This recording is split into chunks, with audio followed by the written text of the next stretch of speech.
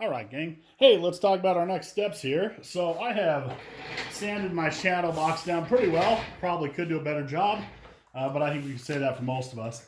I have left a video showing you where to pick up stain.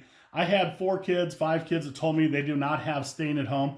So I put a little bit of stain in these plastic containers, and I have left them at school in the plastic box if you need to go by and pick one up. Do me a favor, when you are finished using it, please bring the container back. Put it back in the little box for the next kid that may need it, okay? So this year, for the first time in years, I've had kids say, oh no, I have stain at home so I can work on my box at home. And the best part about that is that means we're gonna get boxes that are stained all different colors. And I'm really kind of excited about that because every year we stain all the boxes the same color. So in staying with the theme that most of you are staining from home, I'm gonna use the only stain that I had, which is kind of a blue-gray stain. And the reason I have it is because last summer I made a bunch of Colorado flags out of beetle-killed pine. And a matter of fact, there's one hanging in the school at the top of the staircase outside the library. So next time you're there, check it out. But I'm going to use up some of that stain that I had left over. And so that's what I've done. So here's the color. I know it looks more purpley gray. It'll dry more of a blue color. Okay. And so I'm sitting here. I have some paper down so I don't get stain on my workbench. My advice to you is do this outside. Okay. It stinks, number one. Number two, they call it stain because if you get stain on your clothes or your hands, they are now stained. Okay. So our goal here is to not make a mess. You can certainly use a brush to stain your box. I prefer, especially when I'm at home, this is a white rag. It is not an old sock, but you could use an old sock or t-shirt, anything white. And so what I like to do is I like to use this. I would put gloves on, but I'm going to assume most of you don't have gloves. So I'm going to try to do this without getting it all over my hands. So I'm going to take this, I'm going to dip it a little bit into my stain. Okay. And then all I got to do is real carefully rub this into the grain of the wood. And I know this really looks like paint, but as I spread it out a little bit and it dries out, it's just going to color the wood a little bit. You'll still be able to see the wood through it, okay? So it is a stain, just like the stains on your houses usually have a color to them.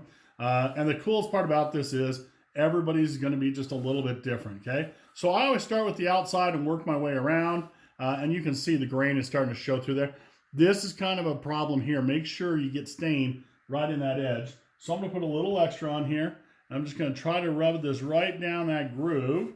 Maybe stick my finger into the back of the rag a little harder right there. Okay. And then we're going to run this down here. And remember, the back is already finished. So if you don't want to stain the back, you don't have to. If you want to, I guess you can try. This is the first time I've used pre-finished plywood back there. So I don't know how well it's going to work. But it looks like the stain would probably stick to it okay. We'll find out. I'll do mine and then I'll tell you in the next video whether it worked or not. So see how it looks? So I'm going to stain my entire box inside and out. Take your time, no runs. If you put it on there and let it dry overnight and it still seems lighter color than you want, if you want it a little darker, well then, hey, simple solution, put another coat of stain on it. But you don't want to put it on real heavy. Thick, heavy coats of stain are a bad idea because stain is made with oil, and if they're on too thick, the oils won't dry out and they'll feel greasy and oily. And then if you put another coat on top, it just gets worse, okay? So when you're done, when I'm finished coating my whole box, I usually take a paper towel and go back through and wipe off all the extra stain because I want to be able to see the wood. I don't want to paint this box. I want to be able to see the grain of the wood through the stain because I think that's a cool look and it'll look real nice. So I'm going to do my blue box here, okay? And I'm going to stain this all up. And then once it's done staining, you got to wait 24 hours before you do anything with it, okay? And again, it's smelly and it's stinky. So do this in the garage or do it out in the backyard. Make sure you talk to mom and dad. Make sure you have their permission. You might want to make sure that they're supervising you, okay? Because again, they call it stained because whenever it gets on something, it is then stained and it's going to stay stained, if you know what I mean, okay? One other piece of friendly advice is make sure you write your name on your box and the year after you're done staining it on the back. because someday when you're much older and you can look back at your box, you can say, oh, I made that at home when we were remote learning because of the coronavirus. And I'm hoping this is a once in a lifetime event that you won't be quarantined again after we figure this thing out.